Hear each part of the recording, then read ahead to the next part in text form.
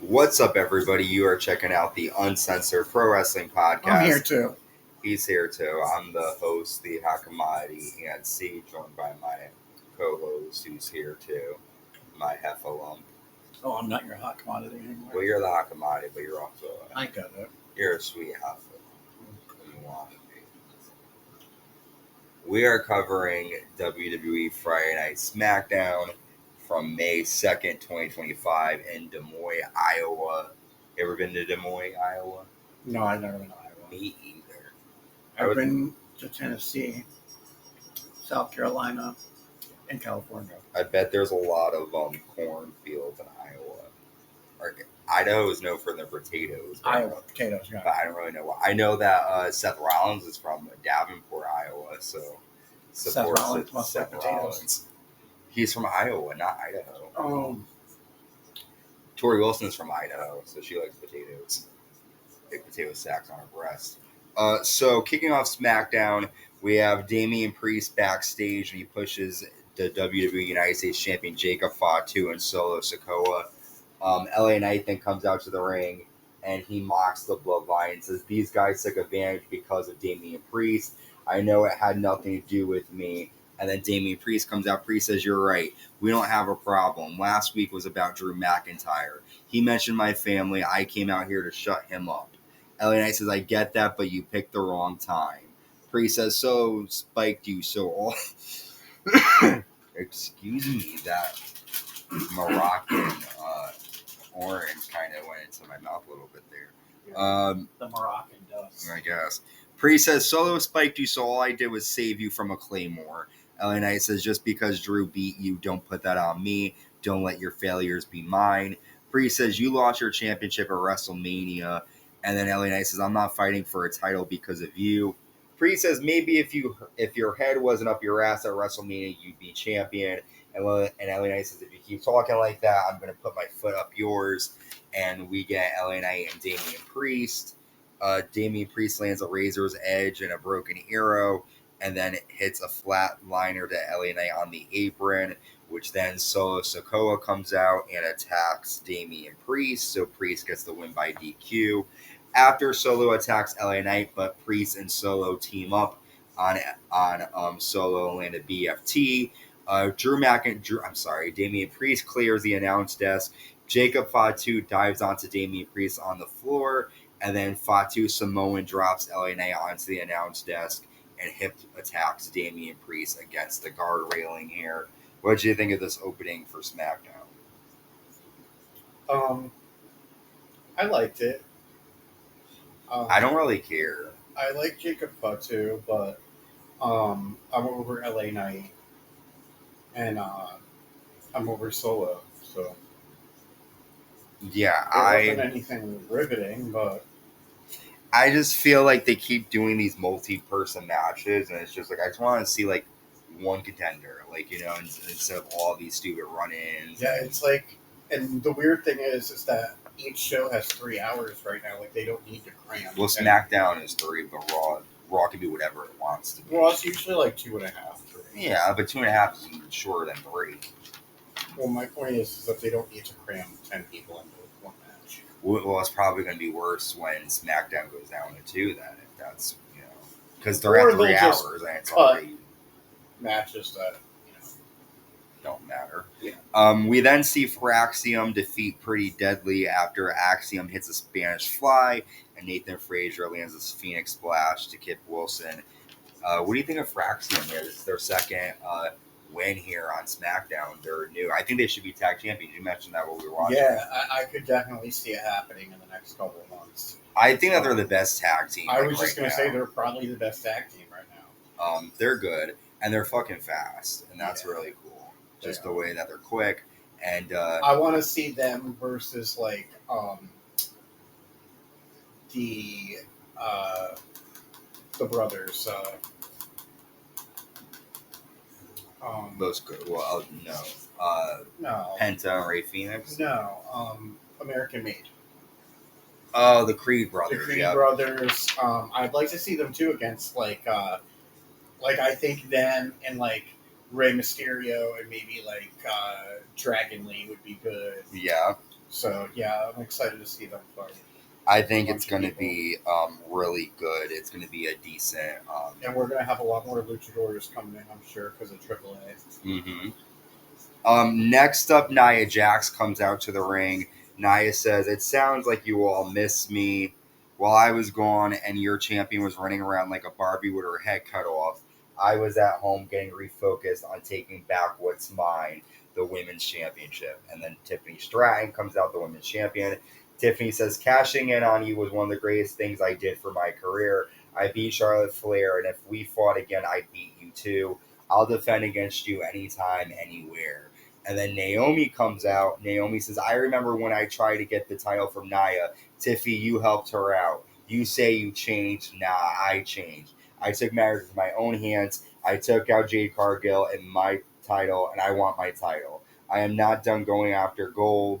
And then Jade Cargill comes out, and all four ladies brawl, which leads to a tag match later on in the night. Any thoughts on that? I don't think Jade Cargill should be in the running for the women's championship. I'd rather see Bianca than Jade. I agree. I just don't think Jade's that great. I think Naomi more than Naomi, absolutely Naomi too. She just fucking pushed her off, and I don't know what she pushed her off onto a car. What could be something that's more hurtful? Pushing her onto spikes. That should be next. Naked. If she was in AEW, they do that. I just don't like. They usually do this after WrestleMania. They tend to do matches that they've done before. They did Nia and Tiffany. Tiffany really doesn't have anything to prove against Nia, but we'll see if that is the case. We then see The Miz with Carmelo Hayes taking on the returning Aleister Black here. Aleister Black gets the win after hitting a cartwheel. He actually cartwheeled out of a skull-crushing finale. And then Aleister Black hits Black Mass, gets the win. We're going to see him versus Carmelo. Yeah, because after the match, Carmelo Hayes tries to sneak in, but Black meets him face-to-face, and Hayes leaves. So what did you think about Black's return match here? You haven't seen much of his stuff. It was really good. I like the way he wrestles. It's like very... they said it's like Matrix. Like it's cool the way he wrestles. I like it. I agree. He's very cool, very different, and he keeps doing good shit. So props to Aleister Black here. The new United States Women's Champion Zelina Vega is out next. Her husband just competed. She's taking on Piper Niven with Chelsea Green and Alba Fire, and Chelsea comes out wearing almost like symbolic. They mentioned Jackie Kennedy with the black veil and all the dark clothes because she lost the U.S. Women's Championship last week. During the match, Zelina hits a flying Meteora for a 2 count. Piper hits a black hole slam. Zelina then lands a moonsault for a 2. Piper accidentally hits Chelsea Green off the apron, and Zelina rolls up Piper Niven to get the win here. And do you think Chelsea's going to be upset with Piper here? No, right? I don't think so. But I like that Zelina won the title. I just don't think she's going to have it very long. I hope they give her more of a personality. Yeah, they need. Chelsea has a really good personality, so she's a good champion. Yeah. Her pants just went up too. Her skirt, we can all see her vagina. I wonder if it smells. It probably smells good though. Probably smells like Chelsea? Cotton candy and like bubble gum. Oh. She doesn't have a smelly vagina. You could tell because she was comfortable wearing that skirt with pretty much nothing under it, so she was content with her vagina. And if you do want to know what someone's vagina smells like, you could buy Gwyneth Paltrow's vagina candle. Or you could just stick your head up somebody's skirt. That's a good way to tell too. Except if they're sweaty, because if they've done like a walk, it might affect the actual natural smell. And if their name starts with a D, stay away. Stay away. Nick Aldis books a fatal 4-way for Backlash. Jacob Fatu defending the U.S. Championship against Damian Priest, LA Knight, and Drew McIntyre. What do you think? Say that again? Damian Priest, Drew McIntyre, LA Knight, and Jacob Fatu. They combined the WrestleMania matches into one big match, basically. This is going to be a Backlash. Not this Saturday. Yeah, it is this Saturday.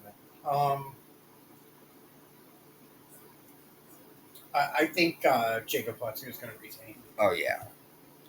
Next up, Randy Orton comes out. Orton says, "While the world couldn't see John Cena, I could. He's arrogant, selfish, and he's an entitled little brat. He's the ultimate shiny new toy to be played with by the puppet master." Talking about The Rock, we think.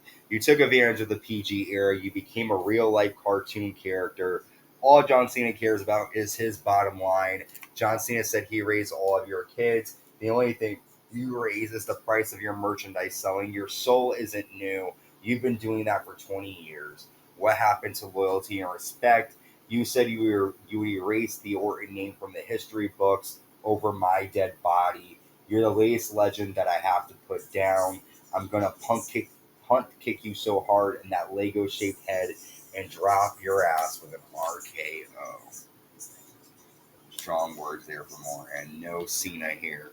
But what do you think? I think Cena's going to have to step it up. It's not going to be like fighting Cody, and he's going to have to really do something underhanded to win, or he's going to have to wrestle better because Randy's not fucking. He's going to have his family there, so Orton's going to definitely want to win. But we all know Cena's going to win. Yeah. But it's still going to be a good match. It's going to be like their final match, kind of. Yeah, it'll be cool. We then see Rey Fenix defeat Santos Escobar after landing the Adios Amigos and a Super Meteora. This is Rey's maybe 5th match. What do you think? Yeah, he's good. I think it would be cool for him and his brother to be a tag team. Mm-hmm. It would be cool to see them versus Axiom. Axiom, that'd be a good tag match. I agree. Well, speaking of tag matches, our main event, Jade Cargill and the women's champion Tiffany Stratton defeat Naomi and Nia Jax after Jade Cargill powerbombs Nia Jax off the top rope and pins her. Bullshit. Nia Jax could have got up from that. She definitely could have. After Jade Cargill faces off with Tiffany, and then Naomi pushes Jade into Tiffany and holds up the women's championship. Naomi should be the women's champion, I think, eventually again. I think so too. But what do you think? I want to see Bianca still. Where's she been? Her fingers are broken right now. So that's gonna be. She's gonna have a hard time. Well, she doesn't have the finger. Well, unless Mike has stuff in the butt. You never know. He could be a DL brother. I just I don't want to see Jade and Tiffany. I really don't think it's that good. Jade tries to take the belt as if she doesn't want to give it back to Tiffany, but Tiffany's gonna be. Yeah, Jade has no right to even fight Tiffany right now. No, I agree. Well, we've covered this episode of SmackDown. Not a lot really happened here except seeing Naomi fucking lay out Jade Cargill, Randy Orton's comments to John Cena, and that Fatal 4-Way match being made for Backlash. But basically a filler episode of SmackDown. We'll be giving you a recap of Monday Night Raw. We finally watched NXT Stand Deliver, so that will be dropping soon, a recap of that. And we have started, we've got to finish TNA Rebellion, which we will.